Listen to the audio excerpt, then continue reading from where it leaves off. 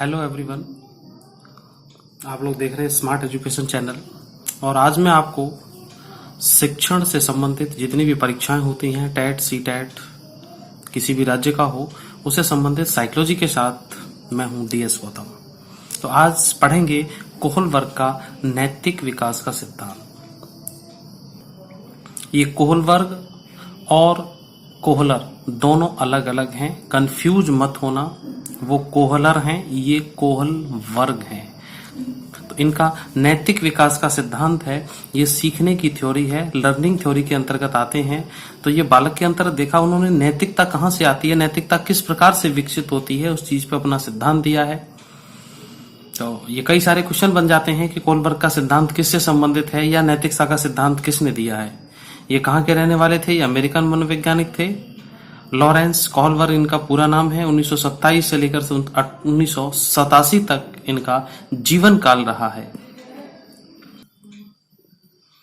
तो देखिए स्टूडेंट्स, देखते हैं इसकी थ्योरी के अंतर्गत क्या है, इन्होंने क्या अपने सिद्धांत के अंतर्गत दिया है। जो लोग मेरे चैनल पर नए हैं, चैनल को सब्सक्राइब करें और वीडियो को पूरा देखें। अगर आपको कहीं भटकना नहीं है तो आपको आपके टेट सी टेट और जितने भी शिक्षण से संबंधित आपके एग्जाम होने वाले हैं उनसे संबंधित कोहलबर्ग की थ्योरी के लिए आपको कोई दूसरा वीडियो देखने की आवश्यकता नहीं होगी। ठीक है, तो सबसे पहले देखिए, इन्होंने बालक के जीवन को 3 भागों में बांट दिया है। पहला इसमें पूर्व परंपरागत अवस्था 4 से 10 वर्ष की है। इन्होंने कहा कि 4 वर्ष तक के बालक को कोई विशेष आवश्यकता नहीं होती है कुछ ज्ञान देने की, वो जो कुछ भी कर रहा है वो घर पे अपना देखते हुए कर सकता है। तो प्री कन्वेंशनल स्टेज ये 4 से 10 वर्ष तक की इन्होंने दी है।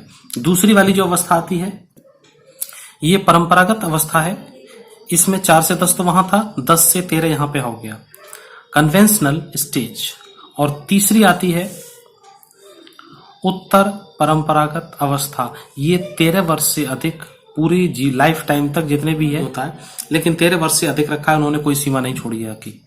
तो पोस्ट कन्वेंशनल स्टेज ये मोर देन 13 ईयर की एज पर ये हो जाता है। जो 3 जो अवस्थाएं हैं ये एग्जाम में आपको पूछ ली जाती हैं। कोहलबर्ग ने नैतिक विकास के सिद्धांत में कितनी अवस्थाएं दी हैं? तो ये 3 अवस्थाएं दी हैं साहब, लेकिन ये कंफ्यूजेबल क्वेश्चन है, मैं इसको क्लियर कर दूं। कई की जगह पे इसको 6 भागों में बांट दिया गया है। यहाँ पे मैं आपको 3 दिखा रहा हूं, कई जगह 6 भी मिलेगा किताबों में, लेकिन 6 कैसे मिलेगा? तो उन्होंने चरण बना दिए हैं, स्तर बना दिए उन्होंने। ठीक है, अगर चरण की बात आती है, अवस्था की बात आती है, ठीक है, तो आप उनको 3 दे देंगे, लेकिन जहां पर उसके स्तर लेवल आ जाते हैं वहां पे आपको 6 टिक करना है।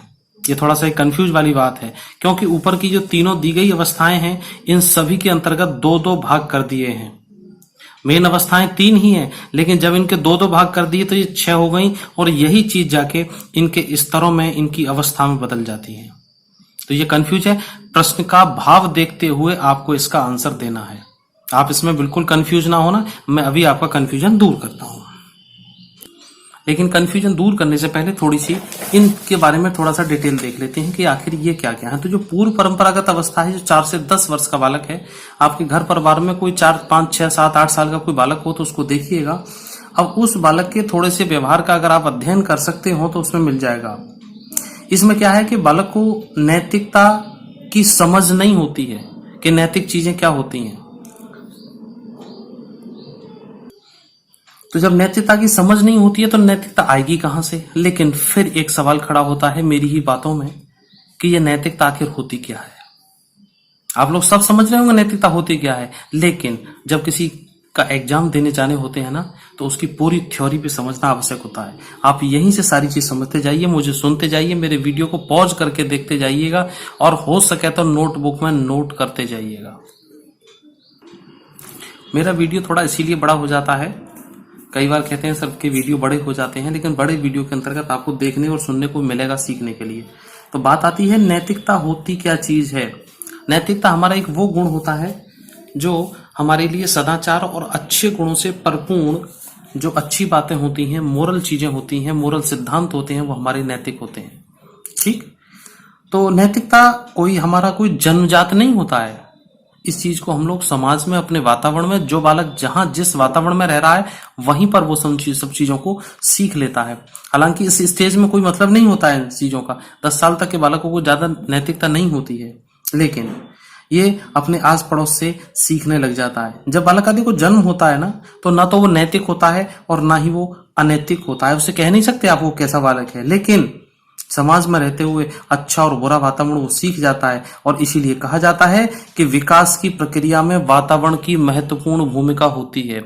इसलिए कोहलबर्ग ने 4 से 10 वर्ष की अवस्था को पूरी तरह से क्या माना है कि नैतिकता उसकी समझ में नहीं आती है, लेकिन उसके मन में जो कुछ भी होता है वही काम वो करता है।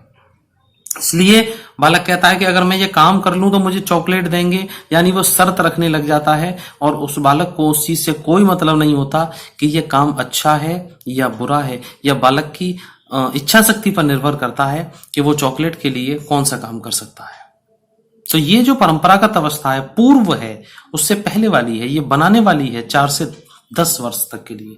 ठीक है, इसकी लंबी डिटेल हो जाएगी, फिर थोड़ा सा आगे चलते हैं। ये जो परंपरागत अवस्था है, ये है मेन सीखने की इस अवस्था इसकी 10 से 13 वर्ष के लिए।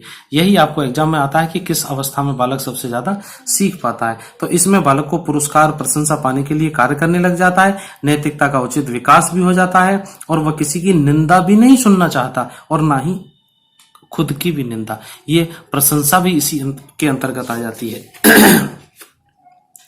तीसरा वाला देखिएगा, इसमें इस अवस्था के अंतर्गत तीसरे में उत्तर है, उत्तर परंपरागत, मतलब इसके बाद पोस्ट। इसमें बालक समाज के साथ तालमेल बिठाना शुरू करता है और वही काम करता है जिसको समाज अच्छा समझता है। अब इतनी साल की अवस्था में बालक को यह पता लग गया है कि समाज के अंतर्गत क्या चीजें अच्छी हैं, क्या चीजें बुरी हैं, किन किन चीजों को हम लोग कर सकते हैं और कौन कौन सी चीजें हमको नहीं करनी चाहिए। तो इतना ही बहुत है पर्याप्त समझने के लिए। थोड़ी सी आगे डिटेल और देखिए, नहीं तो और वीडियो बड़ा हो जाएगा। अब देखिए, यहां मैंने आपके लिए 6 अवस्थाएं लगा दी हैं, 6 चरण लगा दिए हैं, 6 स्तर लगा दिए हैं, ताकि आप कंफ्यूज ना हो जिस चीज के लिए आप कंफ्यूज थे। इसीलिए मैं कहता हूं मेरे वीडियो को पूरा देखो। 2 मिनट देखने के साथ वीडियो से आपको कुछ नहीं मिलने वाला।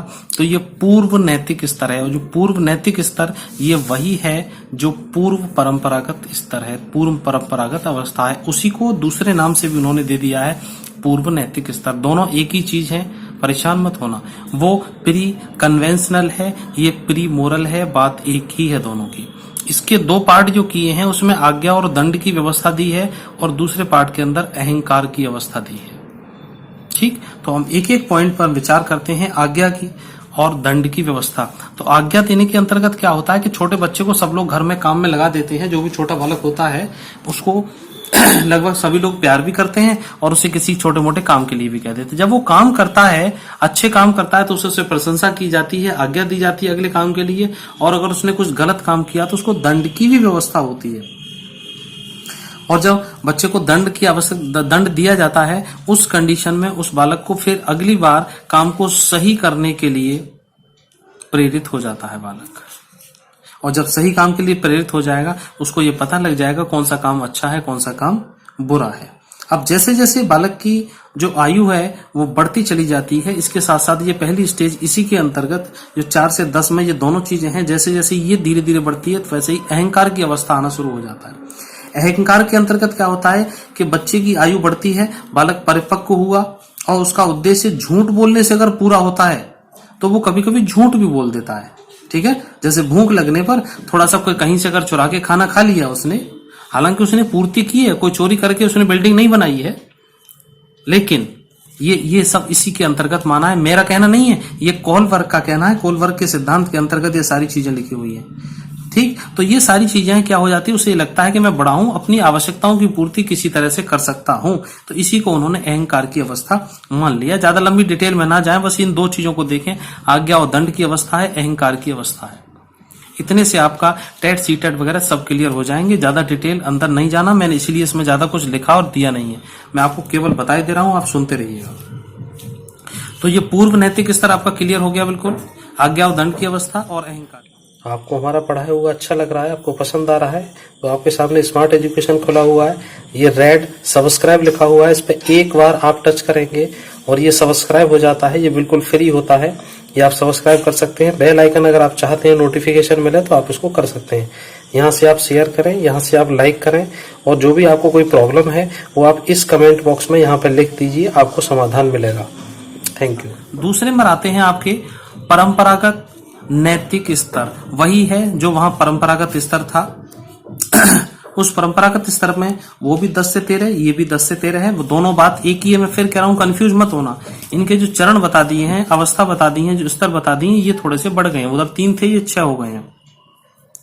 इसमें प्रशंसा की अवस्था है, सामाजिक व्यवस्था के प्रति सम्मान की अवस्था है। इन दोनों को और समझ लीजिए। ये प्रशंसा की अवस्था के अंतर्गत आप लोग समझ रहे हो कि प्रशंसा क्या चीज होती है। किसी अच्छे काम को करने के लिए जो उसको एप्रिशिएट किया जाता है, जो उसको रीइंफोर्समेंट मिलता है तो ये रीइंफोर्समेंट के अंतर्गत उसको प्रशंसा मिलती है और अच्छे कामों के लिए उसको बढ़ावा मिलता है। इस अवस्था में बालक जो कुछ भी करता है दूसरों लोगों के द्वारा उसकी प्रशंसा करने के लिए करता है। ठीक है, कभी कभी कोई बालक हंसमुख मिजाज होता है, वो चाहता है कि दूसरे लोग हंसते रहें, इसके लिए वो कभी कभी कुछ अटपटा काम भी कर देता है। तो ये भी एक प्रशंसा के अंतर्गत आता है, लेकिन ऐसा उन्होंने नैतिकता के अंतर्गत नहीं गिना है इसको। ठीक है, तो दूसरी ओर जो समाज के सदस्य और बच्चे विशेष अपेक्षाएं करने लग जाते हैं, समाज से उन्हें स्वीकृति मिलने लग जाती है, उनके व्यवहारों को उचित नैतिकता मिलना शुरू हो जाता है, तो वो मित्र मंडली से, परिवार से, पड़ोस से, ये सबसे ये उम्मीद करने लग जाते हैं। बालक का यहाँ चिंतन शुरू हो जाता है, कौन कौन मुझे प्रशंसा दे रहा है। दूसरा आता है सामाजिक व्यवस्था के प्रति सम्मान की अवस्था। अब जब बालक ने ये देख लिया कि समाज के अंतर्गत मेरी प्रशंसा हो रही है, मुझे अप्रिशिएट किया जा रहा है, तो मेरा भी कोई समाज में स्थान बन गया है, तो वो समाज के प्रति जो व्यवस्था बनी हुई है, उसके प्रति जो सम्मान वो खुद दे रहा है, या समाज के जो काम कर रहा है जहां से उसको प्रशंसा मिल रही है, उसमें वो सम्मान देने की कोशिश करता है। कोलबर्ग कहते हैं कि समाज के ज्यादातर सदस्य इस विकास की अवस्था तक तो पहुंच जाते हैं और बालक उस व्यवस्था का सम्मान करने लग जाता है जो व्यवस्था उसे सम्मान देती है, और समाज को स्वयं एक लक्ष्य मानने लग जाता है। वो कहता है कि समाज ही हमारा एक लक्ष्य है। तो ये दोनों ही चीजें यहां क्लियर होती हैं। तीसरा पॉइंट आता है आपके लिए उत्तर परंपरागत नैतिक स्तर। ये 13 वर्ष से अधिक का है। मैं फिर कह रहा हूं, जो ऊपर 3 लिखी हुई हैं वही ये वाली 3 है, इनमें कंफ्यूजन बिल्कुल मत रखना। ये 6 हैं, उन्हीं के 2-2 पार्ट कर दिए हैं। जब आपको चरण पूछ लिए जाएं, उनके स्तर पूछ लिए जाएं, आप उनको 6 लिखेंगे, उनकी अवस्थाएं केवल 3 ही हैं। ठीक, इसमें समाज के साथ संबंध और ये सार्वभौमिक संबंध। अब देखिए, मनुष्य एक सामाजिक प्राणी है, समाज के साथ उसके अपने संबंध हो जाते हैं। धीरे धीरे बालक का मित्र मंडल, परिवार, रिश्तेदार सब बढ़ते चले जाते हैं, और वही चीजें उसके परंपरागत व्यवहार को, उसके नैतिक व्यवहार को प्रशंसा देते देते थोड़ा सा उच्च लेवल आ जाता है उसका। तो ये समाज के साथ जो उसके संबंध हो जाते हैं, यहीं से मधुर और कटु संबंध स्थापित होना शुरू हो जाता है 13 वर्ष के बाद। तो जो बालकों की स्थिति, समाज में जो सम्मान मिलता है, समाज में जो स्थान बनता है, समाज के साथ जो संबंध बनते हैं, वो सब इसी स्तर के कारण, इसी नैतिकता के कारण है कि बालक कैसा है। इसी अवस्था के बालक को बड़ा और समझदार और परिपक्व बालक मान लिया जाता है कि अब आपसे उम्मीद की जाती है कि आप लोग अच्छे काम करेंगे। और ये सार्वभौमिक संबंध, ये भी आपको क्लियर होगा। यूनिवर्सल रिलेशन, यूनिवर्सल रिलेशन का मतलब है एक बालक अच्छा है, कोई आदमी अच्छा है, कोई आदमी अच्छा के साथ साथ ईमानदार भी है, और ईमानदार होने के साथ साथ वो सज्जन पुरुष भी है, तो उसके संबंध सब जगह पे एक जैसे ही होने चाहिए। अगर कोई आदमी यहाँ अच्छा व्यवहार कर रहा है और दूसरे शहर में जाकर भी अच्छा व्यवहार करता है, तो सार्वभौमिक संबंध है, उसके संबंधों में एक स्थायित्व आ गया है। अब उसके संबंधों की बदलने की संभावना नहीं है। अब उसके अंदर जो विचार हैं, उसके जो उसकी बुद्धि है, जो उसके संस्कार हैं, जो उसकी नैतिकता है, उनको एक मजबूती मिल चुकी है, ये कह सकते हैं। उनको एक परिपक्व हो चुके हैं, और ये सार्वभौमिक सभी जगह पर एक जैसे होंगे। जैसे कहते हैं ना कि लकड़ी को पानी में डाल दो तैरेगी। अब चाहे यहां डाल दो, चाहे जापान में डाल दो, चाहे अमेरिका में डाल दो, चाहे किसी भी देश में, किसी भी नदी में, किसी भी पानी में डाल दो, वो लकड़ी हर जगह पानी में तैरेगी। वही सार्वभौमिक संबंध है। एक आदमी अच्छा है, उम्मीद करते हैं कि वो अच्छा बना रहेगा। तो स्टूडेंट्स, यही मुझे उम्मीद आप लोगों से है कि कोलबर्ग का नैतिक विकास का सिद्धांत आपके समझ में आ गया होगा। टेट सीटेट के विशेष उद्देश्य के साथ मैंने इस वीडियो को बनाया है। लिखित में कम है, लेकिन मेरे वीडियो को 2 बार अगर आप सुन भी लेंगे तब भी आपके लिए पूरी तरह से पर्याप्त रहेगा। कंफ्यूज मत होइए, कोई क्वेश्चन गलत मत कीजिएगा। हर बार टेट सीटेट में 2 या 3 क्वेश्चन कोलबर्ग से संबंधित आ जाते हैं, इसको बिल्कुल भी नजरअंदाज ना करें। और इसको आराम से पूरा पढ़िएगा। बहुत बहुत धन्यवाद, आप लोगों ने मेरा सब पूरा वीडियो देखा। थैंक यू, मिलते हैं अगले वीडियो में। Till then take care, good bye, have a nice day.